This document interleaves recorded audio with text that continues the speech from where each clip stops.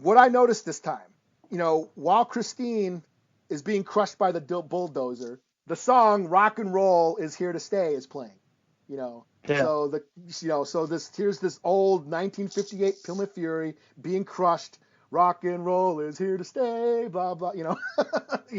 That song is playing. At the end, the last line of the movie, Lee goes. She hears the Little Richard song playing, and then it shows the guy, rock and roll. the guy walking with the boom box, and he's listening to the radio, and they got all scared. They thought it was her. Yeah, they thought it was Christine's radio coming back on, but it was just the guy holding a boom box. And then Lee goes, "I hate rock and roll," and I'm like, "What the fuck's her problem? Fucking square? Like what?"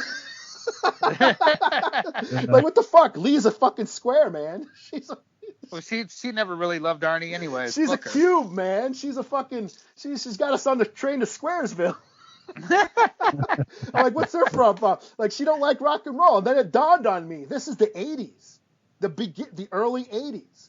This is a change in the culture. And that's when it hit me. Okay, you have her saying she hates rock and roll. You have Christine getting crushed by a bulldozer while Rock and Roll Is Here to Stay is playing.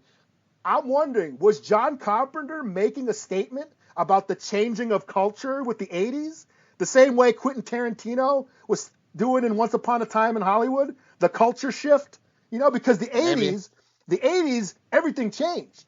Everything, the technology changed, music, everything went synthesizers, rock and roll changed, even Huey Lewis, they say the heart of rock and roll is still beating, I looked at Risky Business. I want that good What was time it? of Isn't there like a rock Bob and roll. Seger song like that? Yeah, Bob Seger. I want that old time rock and roll. Time of rock and roll. Yeah, so the kind of music just suits the soul. Yeah. Or what was it? Also, Billy Joel had a fucking song too. Oh.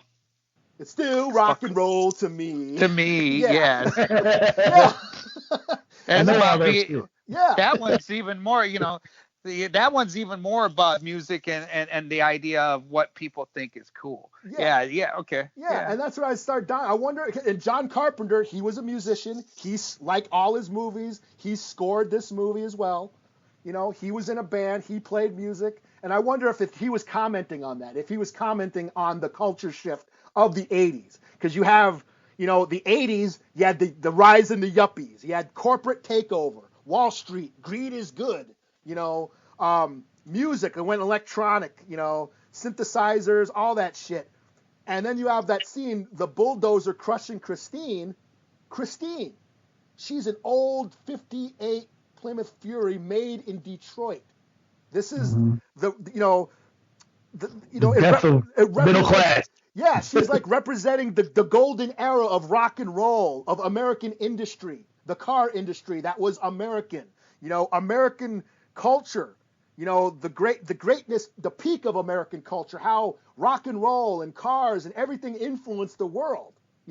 That's what I was wondering about that as it's getting crushed. Christine is getting crushed. Is he saying that this culture shift is crushing, that the times are changing, and that great era in American history is being lost to corporations, to corporate greed, to poverty, to what, because the 80s, everything changed. Crack, poverty, it like 70s and 80s, the fucking society took a downturn. You know what I mean? And I wonder if that's the statement Carpenter was making. That's just like this time, especially when it really dawned on me and she's like, I hate rock and roll. I'm like, what's her fucking problem? Fucking preppy ass bitch, yeah.